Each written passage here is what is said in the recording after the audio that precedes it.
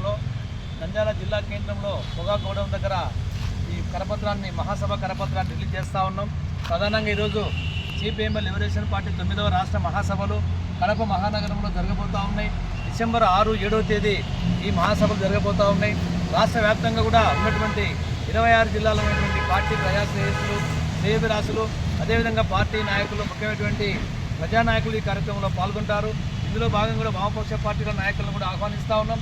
ప్రధానంగా ఈరోజు ఈ రాష్ట్రంలో ఉన్నటువంటి 2019 ఎన్నికల తర్వాత ఈరోజు మనం చూస్తూ ఉన్నాం. పెద్ద ఎత్తున కూడా ఎక్కడ చూసినా కూడా అవినీతి కూడా కూలిపోయిన పరిస్థితి మనం గమనిస్తూ ఉన్నాం. అదేవిధంగా ఈరోజు తెలుగుదేశం ప్రభుత్వం, కూటమి ప్రభుత్వం అధికారంలోకి వచ్చిన తర్వాత ఈరోజు మేము మంచి పరిపాలన అందిస్తాం, రైతుల పరిపాలన మాదని చెప్పేసి ఆ రోజు చెప్పారు. మరి వాస్తవానికి ఈరోజు 18 మాసాలు దాటిపోతూ ఉంది.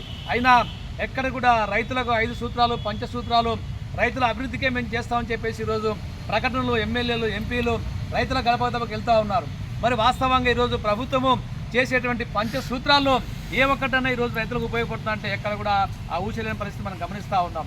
వాస్తవానికి ఈరోజు రైతులకు మరి గిట్టుబాటు ధర అనే అంశాన్ని అందులో చేర్చారు. మరి ఈరోజు మొక్కజొన్న రైతులు కానీ ఎక్కడ చూసినా కూడా ఈరోజు మొక్కజొన్న 2400 రూపాయలు ప్రభుత్వం గిట్టుబాటు ధర ప్రకటిస్తే ఈరోజు రాష్ట్ర ప్రభుత్వం ఎక్కడ కూడా దాన్ని అమలు చేసే విధంగా లేకుండా ఎక్కడ ఆ రకమైనటువంటి గిట్టుబాటు ధర అంశం లేదు, మార్కెట్ కొనుగోలు కేంద్రాలు లేదు, అసలు మార్కెట్ సంస్థనే ఈరోజు మూలకపడి ఎక్కడ చూసినా దళారులు, వ్యాపారస్తులు గుమ్మక్కై తక్కువ ధరకు ఈరోజు కొనుగోలు పరిస్థితులు మనం గమనిస్తూ ఉన్నాం. మొన్నటి వరకు 1800 మొక్కజొన్న ఈరోజు ప్రభుత్వం మార్కెట్ కొనుగోలు చేస్తామని చెప్పేసి చెప్తాం తప్ప ముఖ్యమంత్రి గారు ఆ రకంగా హామీ ఇచ్చారు. కానీ ఎక్కడ కూడా ఇవ్వకపోవడంతో నేడు 1700, 1650 రూపాయలకి ఈరోజు కొనుగోలు చేస్తూ ఉన్నారు. అంటే 600-700 రూపాయలు ఈరోజు ప్రభుత్వము రైతులు నష్టపోతున్నా కానీ ఏమాత్రం కూడా పట్టించుకోవడం లేదు. అంటే ఏ రకమైనటువంటిది గిట్టుబాటు ధర రైతులకు అందుతూ ఉంది. ఈరోజు పొగాకు రైతులు ఎక్కడ చూసినా వర్షాల వల్ల నష్టపోయినారు. వరి ధాన్యం ఈరోజు మెంతా తుఫాన్ తర్వాత మళ్ళీ తుఫాన్ వస్తూ ఉంది. ఈ తుఫాన్లో కూడా రైతులు అయోమయంతో కోతలకు వస్తూ ఉన్నారు. మరి వరి గిట్టుబాటు ధర ఎక్కడ ఈరోజు అమలవుతూ ఉంది? 24 గంటల్లో మేము జమ చేస్తాం రైతులకు అని చెప్తా ఉన్నారు. ఎక్కడ అమలు చేస్తూ ఉన్నారు అంటే కేవలం ఈరోజు రైతులను మభ్యపెట్టడానికి, రైతులు నష్టపుచ్చడానికే ఈరోజు ఆ రకంగా ప్రయత్నం చేస్తూ ఉన్నారు. అందుకొరకే మేము సిపిఎం లిబరేషన్ పార్టీగా రైతులకు గిట్టుబాటు ధర కల్పించాలని చెప్పేసి డిమాండ్ చేస్తూ ఉన్నాం. అదేవిధంగా సూపర్ 6 పథకాలు అన్నారు. సూపర్ 6 పథకాల హామీ ఏమైంది? ఈరోజు సూపర్ 6 ఈరోజు తిరువాతల్లో గింజలు వేస్తే ఆ రకంగా ఎక్కడ కూడా ఎవరికి ఆ తిరువాత గింజలు పడతాయో అర్థం కాని పరిస్థితి మనం గమనిస్తూ ఉన్నాం. మరి వాస్తవానికి ఈరోజు పట్టణాల్లో 2 సెంట్లు, గ్రామాల్లో 3 సెంట్లు ఇళ్ల స్థలాలు అన్నారు. ఇల్లు కట్టించుకోవడానికి 5 లక్షలు రుణం ఇస్తామన్నారు. మరి ఆ పథకం ఈరోజు ఏమైంది అంటే అర్థం లేని పరిస్థితి మనకు కనపడతా ఉంది.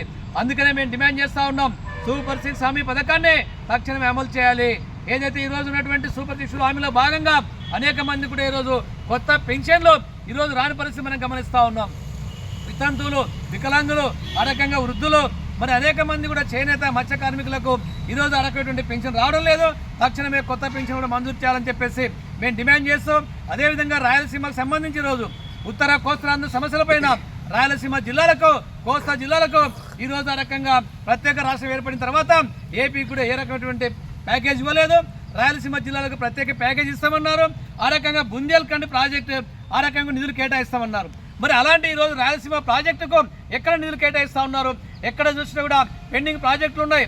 లిఫ్ట్ ఇరిగేషన్లకు సంబంధించి ఆ రకంగా నిధులు కేటాయించడం లేదు, కాలువలు తవ్వడం లేదు. మరి కోస్తాంధ్రలో కూడా ఆ రకంగా లిఫ్ట్ ఇరిగేషన్ సమస్య పైన కూడా ఏమాత్రం కూడా పట్టించుకోవడం లేదు. అందుకొరకు ఈ మహాసభలో రాబోయే కాలంలో మరి చర్చించి గత 3 సంవత్సరాల్లో ఉద్యమాలు చేసేటువంటి తీరును ఆ రకంగా రాబోయే కాలంలో మరి ప్రభుత్వమైన ప్రజా సమస్యలపైన ఏ రకంగా ఉద్యమించాలని చెప్పేసి ఈ మహాసభలు జరగబోతా ఉన్నాయి.